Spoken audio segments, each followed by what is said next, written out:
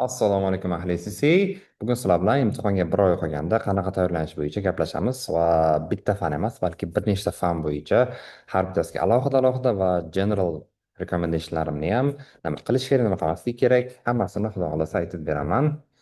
Qani, ketdik unda sizlar bilan. So, F5 dan boshlab P7gacha bo'lgan holatda oxirgi bir oyda nimalar qilishimiz kerak va qilmasligimiz kerak. General tips. Ko'pincha studentlar oxirgi bir oy qolguncha, ya'ni martda imtihon topshirishsa fevralni boshiga, iyunda topshirishsa mayni boshiga va hokazo bir oy demak zapasi bilan syllabus tugatishadi va hozirgi slaydimiz o'shalarga tegishli va boshqalarga ham boradi.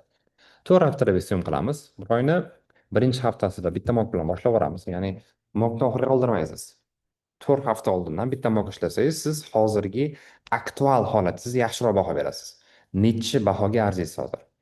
Analiz qilasiz. Mockni ishlash o'z yo'liga, analiz qilmasangiz befoyda. Va section A, section B emas, section C dan boshlaymiz. Chunki bilasiz, section C ishlaganda birinchidan ko'pchilik uchun qiyin tuyuladi va shundan boshlasangiz birinchidan do'qingiz ortadi. Ikkinchidan bitta section C savol ishlash davomida siz 4-5 ta kamida o'rtacha 5-6 ta individual topiklarni, mavzularni ko'rib chiqqan bo'lasiz. Plus feedback deganman. Agar yozganingizga feedback olmoqchi bo'lsangiz, javob bilan tekshirsangiz bo'ladi. Agar tekst rejimidagi nimadir, masalan, discussionmi, listingmi shunaqa bo'ladigan bo'lsa, uni ChatGPTga yuborib yoki ustozingizga yuborib turib, professional critical feedback olsangiz bo'ladi. Hech bo'lmasa o'rtog'ingizdan oling. Bir hafta mana shunaqa.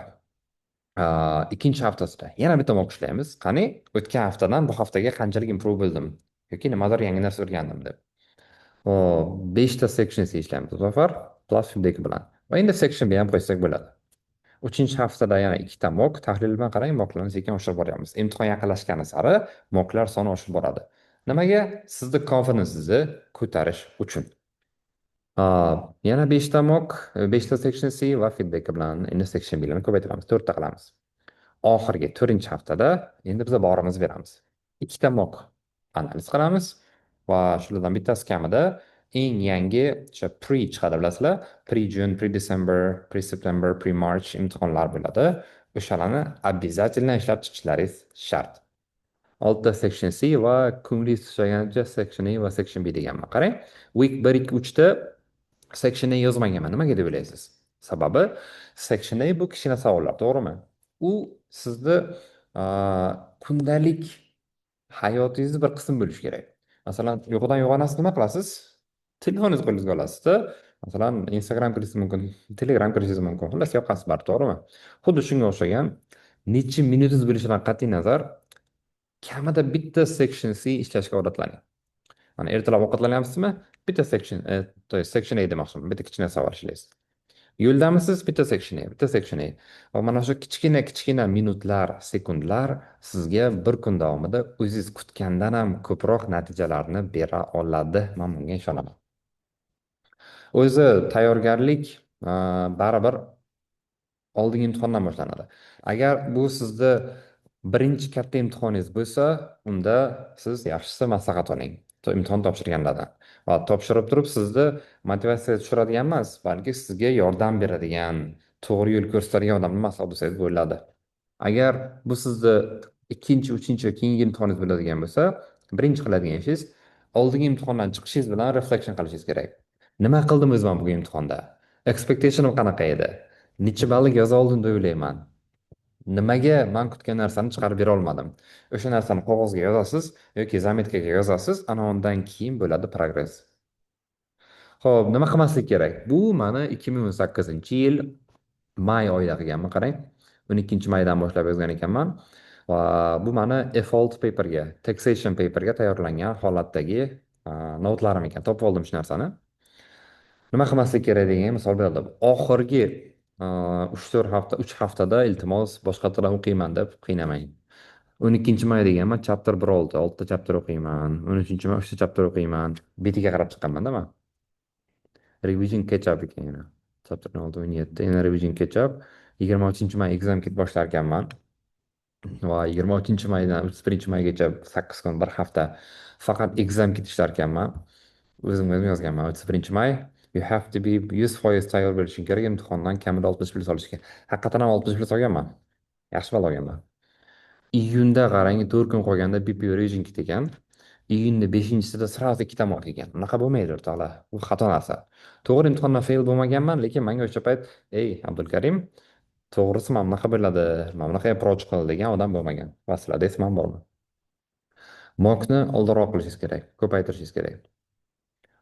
Mana qiynalding deb o'zim motivatsiya berganman. Hop, get her back up deb turib onamlarni поддержкаларын olaman deganman. Bas. And I pledge to work on my F6 everywhere as long as I find even the slightest chance to make it. Chunki rosa qiynalgan paperim shu bo'lgan vaqt jihatdan. Shuning uchun o'zim va'da berganman. Qayerda bo'lsa ham hamma yoqda kichkinagina, oddiygina, mana juda ham minutmi vaqtim bo'ladimi, F6 bilan shug'ullanaman. Bitta qator bo'lsa ham o'qiyman, bitta misol bo'lsa ham ishlayman, bitta qo'shish bo'lsa ham qilaman deganman va bu menga yordam bergan hozirgacha. Ana endi paperlar bo'yicha specific tiplarni aytib o'tsam bo'ladi. Men sizga imtihonda nima tushadi, nima tushmaydi demayman, buni oldindan qilmaganman. Chunki unaqa forecast qilib, men o'zim ham I prepare for everything, for the worst actually, and I expect the same from my students. Hop, PM bo'yicha nima ayta olaman? Ko'pchilik studentlarim va PM topshirganlar menga yozadiganlarning asosiy muammosi yozish bilan, non-financial performance indicatorlar bilan bo'ladi. Ko'pchilik uchun nightmare. Nima qilish kerak? Skip qilamizmi? Yo'q, skip qilmaysiz. Chunki siz qanchalik qochsangiz bu tema sizni shunchalik tezroq quvib yetadi. Imtihonda ham kirdingiz, sections'ni bitta ochsangiz 16 ballik turibdi-yu. Non-financial performance indicators. Nima qilasiz? Qo'rqishni boshlaysiz.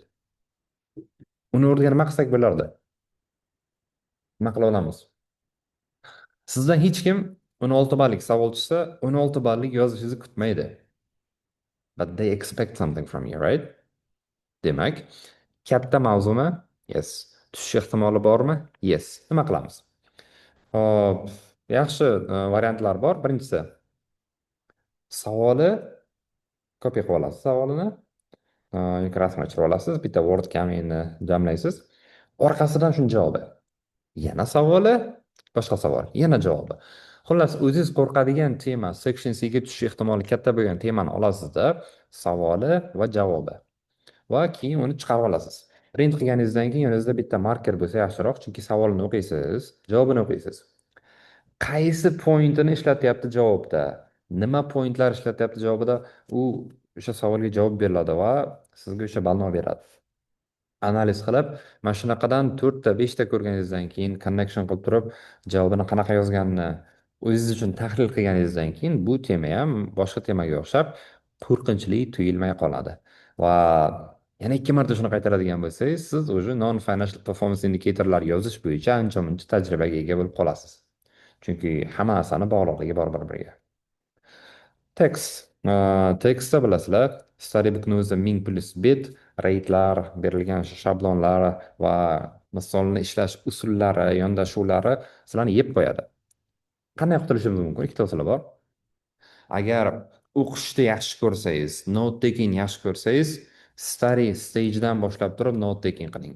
Vaqtingiz kamroq bo'ladigan bo'lsa va shu progressingizda note taking ulgurmayman deydigan bo'lsangiz, unda tezroq tugatingda syllabusni. Practice'ga o'tganda, practice'ni ishlab, javoblar bilan xatosini to'g'rilab, nimaga A, nimaga B emas, mana shularni hammasini solution biladi-yu.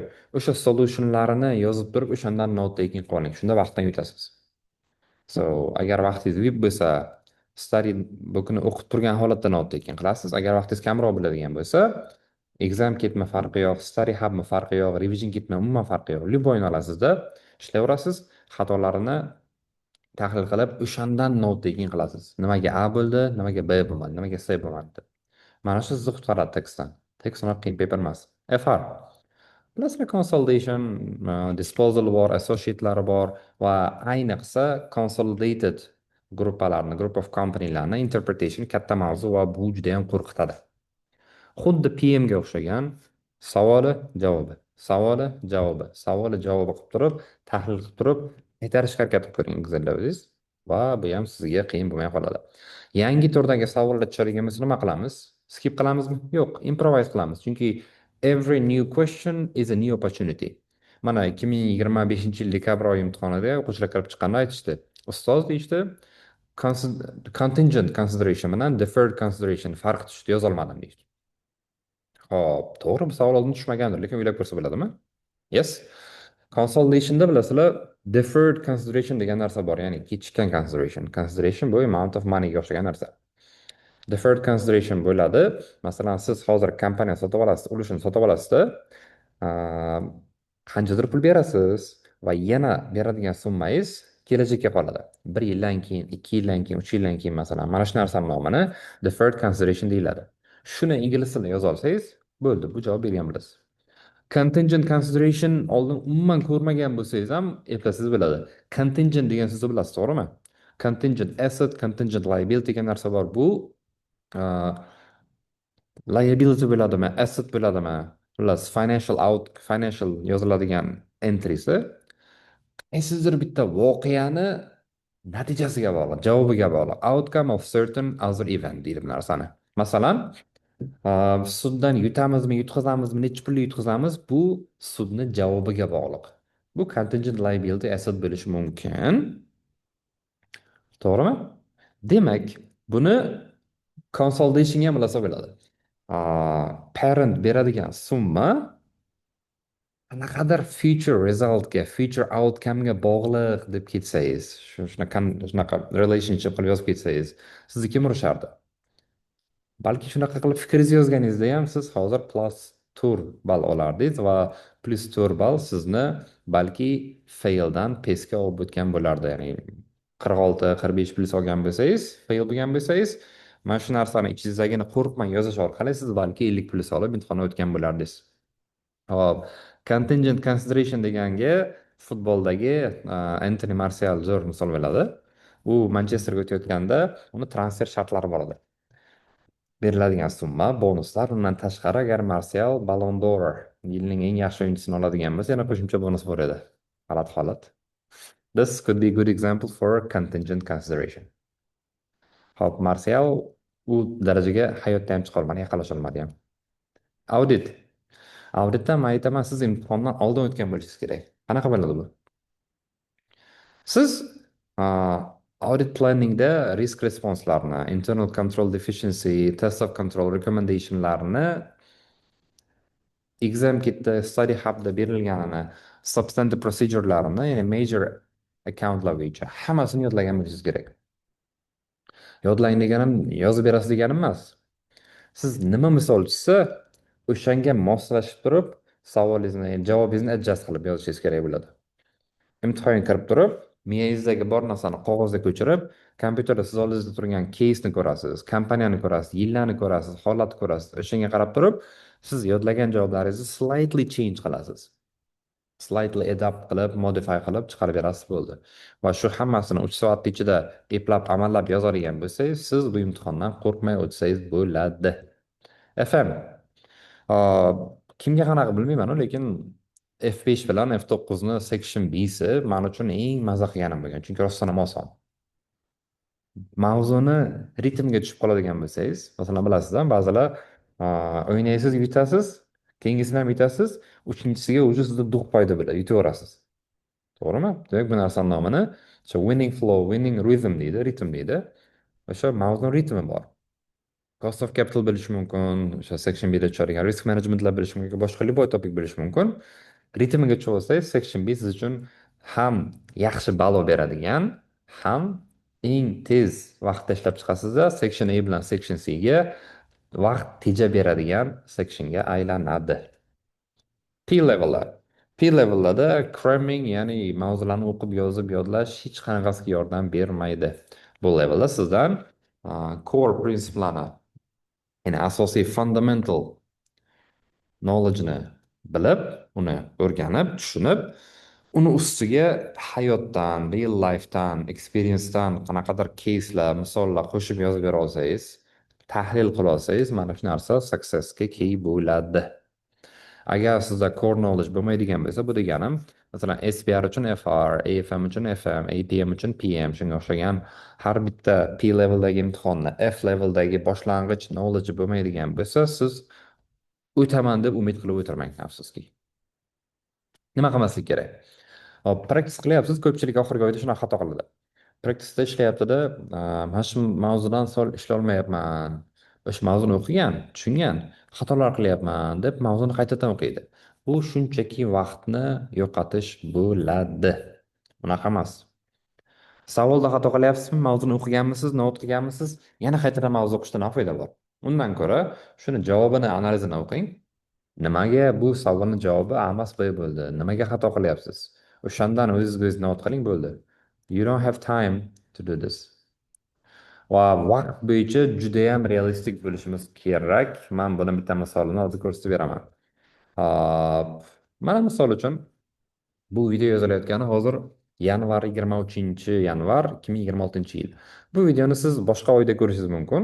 Xullas o'zingiz hisob kitob qilib olasiz. Keyingi imtihoningizgacha qancha vaqt qolganini. Yanvardan 8 kun qoldi, fevraldan 28 kun, 36 kun qoldi. Va har kun 2 soatdan vaqt shug'ullanaman desangiz, 2 soat degani bu masalan ishni boshladingiz, kimdir keldi 5 minut gaplashdingiz, keyin choy ichdingiz, 3 minut chiqib keldingiz. Unaqa emas. 2 soat haqiqatdan ham shu SSCga bag'ishlangansiz va uni hech kim sizni chalg'itmaydi. 36 kunda demak, kelayotgan mart imtihoni uchun sizda har kun 2 soatdan mana shu qolgan 36 kunda 72 soat vaqt bor deb estimate qilamiz. Va keling bitta section C ishlashingizga va uni tekshirishingizga jami 1 soat vaqt ketsin. Shundadir 1,5 bo'lishi mumkin. Va bitta full mock ishlab tekshirishingizga 3 soat bo'lsa o'zi, plyus minuslar bilan tekshirib, analiz qilib 5 soat ketsa mayli. Bitta section B'ni yarim soatda o'zi necha marklik, 10 marklik bo'lsa 18 minut beriladi, yana 12 minutda tekshirsangiz yarim soat vaqt ketadi. Bitta sectionini ishlashingiz 3 minut, yana analiz qilishingiz 3 minut bo'lsa 6 minut, bu demak 10%, ya'ni soatni 10dan biri bilaman. Hisoblab. Va nima dedim man? 4 haftada biz masalan 20 ta section C ishlaymiz desak. 4, 5, 5, 6. Va full mock qancha dedik? 6 ta dedik. Section B mana masalan qancha ishlaysiz? 15 ta ishlang. 16 ta ishlayman. Section A'dan 100 dona savol ishlasangiz, ko'p emas o'zi. Qarang, sizga o'zi 78 soat kerak bo'lar ekan. Bu degani shu vaqt bilan ulgurmaysiz degani. Ito mana bu ham hozir ultra realistik emas, unrealistik, chunki biz mana hisob qilmadik. Holidaylar hisob qilgan qanaqadir bayramlar bo'lib qolishi mumkin, dam olish kunlari bo'lishi mumkin, yo bu yoqqa chiqib kelishingiz mumkin, mehmonga kelishlari mumkin siznikiga va yaqinlashib kelayotgan Ramazonni ham hisobga olishimiz kerak o'rtoqlar. Vaqt bo'yicha juda ham realistik bo'lmasak, shunchaki vaqt o'tadi, ketadi va biz hech narsa qila olmay qolamiz. Endi qarang. Hop, mana shuni agar eplay oladigan bo'lsangiz, normasiga yetkazib, feedbacklari bilan, analizlari bilan siz imtihondan qo'rqmay o'tasiz.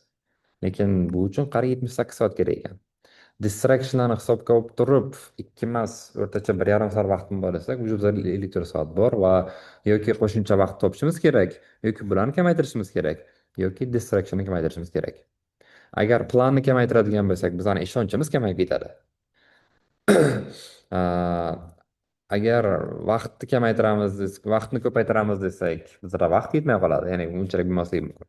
Bitta yagona variant bu distractionlarni kamaytirishimiz kerak. Borgan sari tezroq ishlaydigan bo'lishingiz kerak va you should feel that exam is coming, exam is not your family member to help you pass. You should be realistic about it. Va agar martdan fail bo'lsangiz, keyin yana oson emasda, iyunda qaytadan topshirish kerak, issiqda, iyungacha hali pul to'plash kerak, kimlardir subscription fees aprelda unga ham pul berish kerak. Hech kimga yoqmaydi bu narsa. Xo'p, yana bitta narsa. How do I get a higher score? Man doim imtihonlarimdan o'zim kutgandan balandroq ball olganman va shogirdlarim, studentlarim, o'quvchilarim deymiz boshqalar menga ko'pchilik aytadiki, kutganimdan pastroq ball chiqib qoldi deydi. Nimaga shunaqa bo'ladi? Man planni realistik qilaman. Xo'p, mana masalan aytib beraman o'zim. Xo'p, my imaginary exam performance. Misol uchun imtihonga kirdim man. Nima qilardim man? Section A'dan boshlayman albatta. Start from section A. Lekin bu degani men hamma misol ishlayman degani emas. O'qib chiqaveraman. Ishlagim kelmasa ishlamayman shu savolda. Birinchi kuruvda. Man Perfeksionist emasman. Man har bitta misolda ishlab bo'lib keyingisiga o'taman degan narsam yo'q. Section A dan boshlayman, ketaveraman. Flag qilib ketaveraman. Section A, flag any question that I cannot solve or do not like solving. Hop, section B'ga o'taman, Cga o'taman, yana bir qaytib kelaman, bir guruh qilaman, ikki guruh qilaman, uch guruh qilaman. Ya'ni qancha ko'p qaytarganim sari man o'sha savollarni yana ham chuqurroq o'rganishni boshlayman. Va oxirida bo'ldi, yetib keldim man. Ishlamaydigan savollarim qoldi. Kuchga aylanib bo'ldim, endi foydasi yo'q. Bo'lsa, nima qilaman? Man uh, minimum expectation approach'im bor mani. Ya'ni Section A dan man minimum necha ball olishim aniq bo'ldi. Chunki ishlagan savollarni, to'g'rimi? Bilasiz o'z javobini. Minimum mana shuncha chiqadi deyman, yozaman. Section A, Section B dan qarab chiqaman savollarga. Agar mana bu aniq ishlaganlarim to'g'ri chiqsa, man shuncha olaman. Mana bu 50 savollarni javobiga umid qilmayman man. Uni qo'shmayman man. Section C'da ham aniq man necha ball olishim aniq bilardim, yozib chiqardim. Va ana shu minimum expectationim 60 plus bo'lmaguncha man to'xtamasdim. Va har doim bundan baland bo'lardi. Mana minimum expectation 60 plus bo'lgandan keyin bu degani man aniq ishlab konkret javobiga uverim bo'lgan savollarim menga 60 plyus olib beryaptimi? Judayam aniq emas. High probability bilan ehtimoli katta 50 bo'lgan savollarim menga olib bergan ball mani bonusim bo'lardi. Va shu bilan men hech qaysi imtihonga yiqilmaganman va o'zim kutgandan doim balandroq olganman. Studentlar nima qiladi? Bir ishlab chiqadida yoki umidni uzadi. Ham sekin ishlaydi, ham ishlagandan keyin qayerda vaqt kamroq qoldi, bu yoqqa duo qiladi. Duoda gap katta, men bunga shubha qilmayman. Lekin backup qilishingiz kerak-ku o'zingiz. Sababini qilishingiz kerak-ku, to'g'rimi? Mana shunaqa narsalar o'rtoqlar. Shuni share qilgim keldi. Chunki ko'pchilik SSCda oxirgi oyda nimagadir xato, juda ham to'g'ri bo'lmagan tayyorgarlik qiladi, o'ziga o'zi ishonmaydi, panika qiladi. Shunday qilib shuna video chiqargandim. Agar insecurity bo'ladigan bo'lsa hali ham, ya'ni ozgina do'q kerak bo'lsa yoki revisionni bir o'zim eplolmayman, shu bir kishi bilan, sheriklar bilan, ustoz bilan eplayman deydigan bo'lsangiz, unda man revision darslarimga qo'shilsangiz bo'ladi. F5, F6 dan emas hali, F5, F7, ya'ni PM, FR, audit va financial management fanlaridan revision darslari tashkil qilyapmiz va 26 yanvardan boshlab bu darslarimiz boshlanadi. Mana shunaqa gaplar. Hammaga kelayotgan imtihonlarida omad. Become at least ACC member as me.